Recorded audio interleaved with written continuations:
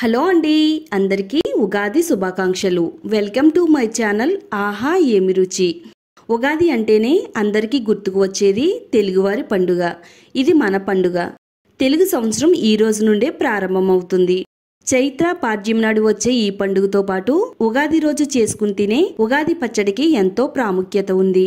షడ్రుచుల సమ్మేళనంగా ఉండే ఉగాది పచ్చడి మనకి జీవితంలో జరిగే రకరకాల అనుభవాలను తెలియజేస్తుంది. ఉగాది రోజు తప్పకుండా తినవలసిన ఉగాది పచ్చడిని మీ అందరి కోసం సంప్రదాయ పద్ధతిలో చేసి చూపిస్తానండి. ఇప్పుడు మనం ఉగాది పచ్చడిని ఎలా తయారు చేసుకోవాలో చూద్దామండి. మన ఛానల్ని ఎవరైనా సబ్స్క్రైబ్ చేసుకోకపోతే తప్పకుండా సబ్స్క్రైబ్ చేసుకోండి. వీడియోని లైక్ చేయండి, షేర్ చేయండి. ఉగాది పచ్చడిని ఒక్కొక్కరు ఒక్కోలా చేస్తారండి. మా సైడు ఉగాది పచ్చడిని ఎలా తయారు చేస్తారో మీకైతే చేసి చూపిస్తానండి. ముందుగా మనం ఈ పచ్చడి తయారు చేసుకోవడానికి వేప పువ్వు తీసుకోవాలండి. ఇందులో కాడలు ఏమీ లేకుండా ఓన్లీ పువ్వులు మాత్రమే ఈ విధంగా తుంచుకుని ఒక ప్లేట్లోకి అయితే వేసుకుందామండి. ముఖ్యంగా ఇది వేప పువ్వు పచ్చడి కాబట్టి వేప పువ్వు అనేది ఎక్కువ వేసుకుంటే టేస్ట్ అనేది చాలా బాగుంటుందండి. అందుకని నేను ఎక్కువగా వేప పువ్వు అనేది తీసుకున్నానండి. పువ్వులన్నిటిని కూడా తుంచుకుని ఒక ప్లేట్లో వేసుకుని చేత్తో ఒకసారి మనం ఎలా అనాలండి. మరీ గట్టిగా అంటే చేదు వస్తుందండి. గట్టిగా అనకుండా నెమ్మదిగా చేతిలో ఇలా మనం అన్నట్టయితే గనక వేప పువ్వు రేకులన్నీ కూడా సెపరేట్ అయిపోతాయండి. ఇలా సెపరేట్ అయిపోయిన తర్వాత ఒకసారి మనం ప్లేట్తో ఇలా చెరుక్కున్నట్టయితే సెపరేట్ అయిపోతాయి. ఇలా చేసుకుంటే పచ్చడి అనేది చేదు రాకుండా ఉంటుంది. అలాగే ఉగాదికి ముందు రోజే మనం ఈ వేప పువ్వుని రెడీ చేసి పెట్టుకుంటే ఉగాది రోజు చాలా త్వరగా ఉగాది పచ్చడిని చేసేసుకోవచ్చండి. చక్కగా మనకి వేప పువ్వు అంతా కూడా రెడీ అయిపోయిందండి. ఒక బౌల్లో వేసుకుని పక్కన పెట్టుకుందాము. ఒక గిన్నె తీసుకుని అందులో ఒక పెద్ద సైజు నిమ్మకాయంతో చింతపండుని తీసుకుని అందులో కొద్దిగా నీళ్లు పోసుకుని కొద్దిసేపు అయితే నానబెట్టుకుందామండి. ఇప్పుడు చింతపండు నానేలోపు బెల్లాన్ని రెడీ చేసుకుందామండి. ఇలా మెత్తగా తురుముకుందామండి ఒక బౌల్లోకి. మనకి ఇక్కడ ఒక 2 నుంచి 3 టేబుల్ స్పూన్ వరకు బెల్లం అయితే అవసరం అవుతుంది. ఇక్కడ నేను ఒక బౌల్లోకి బెల్లాన్ని తీసుకున్నాను. ఒక మీడియం సైజులో ఉండే మామిడికాయని తీసుకుని 2 ముక్కలుగా కట్ చేసుకుని ఒక ముక్కని చిన్న చిన్న ముక్కల కింద కట్ చేసుకుని ఈ మామిడికాయ ముక్కల్ని కూడా ఒక బౌల్లో తీసుకుందాం. మిరియాలు తీసుకుందామండి. మీకు ఇష్టమైతే కారపొడి వేసుకోండి, లేదనుకుంటే మిరియాల పొడి అయినా వేసుకోండి. ఒక 10-12 మిరియాలు తీసుకుని ఒక రోట్లో వేసుకుని మెత్తని పొడి కింద అయితే దంచుకుందామండి. ఇందులో వచ్చిన పొడిని ఒక బౌల్లో తీసుకుందాము. నాకైతే ఇక్కడ ఒక 1/2 టేబుల్ స్పూన్ వరకు మిరియాల పొడి అయితే రెడీ అయింది. మనం ఆల్రెడీ ముందుగా రెడీ చేసి పెట్టుకున్న వేపుని ఒక గిన్నెలో వేసుకుని నీళ్లు పోసుకుని 1 నుంచి 2 సార్లు శుభ్రంగా నీట్గా కడుక్కోవాలండి.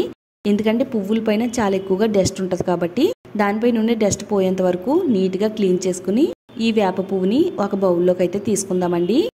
ఒక 2 నుంచి 3 అరటిపళ్ళు బాగా పండినవి తీసుకోవాలండి. బాగా పండిన అరటిపళ్ళు తీసుకుంటే టేస్ట్ చాలా బాగుంటుంది. ఇలా చిన్న చిన్న ముక్కల కింద కట్ చేసి పెట్టుకోవాలి. కట్ చేసిన అరటిపళ్ళు, ఒక 1/2 టేబుల్ స్పూను మిరియాల పొడి, ఒక 1/2 టేబుల్ స్పూన్ సాల్ట్, 2 టేబుల్ స్పూన్లు పచ్చి మామిడికాయ ముక్కలు, ఒక 3 టేబుల్ స్పూన్లు బెల్లం, అలాగే ఉగాది పచ్చడికి సరిపడినంత వేప పువ్వుని తీసుకున్నానండి. ఇవన్నీ ముందుగా ఇలా రెడీ చేసి పెట్టుకోవాలండి.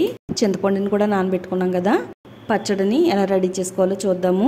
ఒక బౌల్ తీసుకుని ఆ బౌల్లోకి చింతపండు గుజ్జు వేసుకోవాలండి. మరీ పలచగా కాకుండా చిక్కగా కాకుండా ఇలా మనం గుజ్జుని అయితే రెడీ చేసి పెట్టుకోవాలి.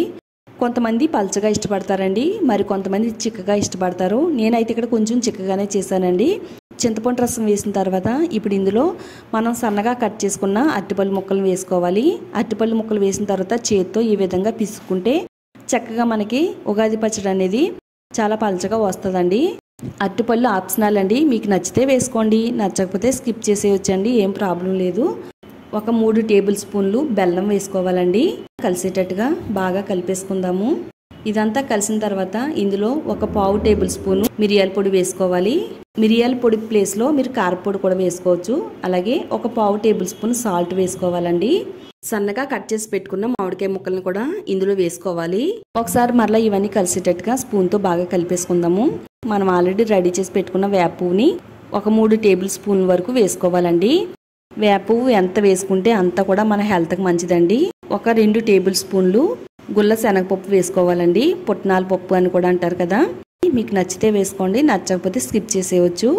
గుల్ల శనగపప్పు వేసిన తర్వాత ఒకసారి మనం కలిపేసుకుంటే చక్కగా ఎంతో టేస్టీగా ఉండే ఉగాది పచ్చడి అయితే రెడీ అయిపోయిందండి. ఇప్పుడు నేను చెప్పిన పద్ధతిలో మీరు కూడా ఈ ఉగాదికి ఈ పచ్చడిని చేసి చూడండి. టేస్ట్ ఎలా వచ్చిందో ఈ వీడియో కామెంట్స్ బాక్స్లో షేర్ చేయడం మాత్రం మర్చిపోవద్దండి. టేస్ట్ అయితే చాలా బాగుంటుంది, తప్పకుండా ట్రై చేయండి. అలాగే వీడియో నచ్చితే లైక్ చేయండి. ఈ వీడియోని మీ ఫ్రెండ్స్కి రిలేటివ్స్కి కూడా షేర్ చేయండి. ఛానల్ని సబ్స్క్రైబ్ చేసుకోండి.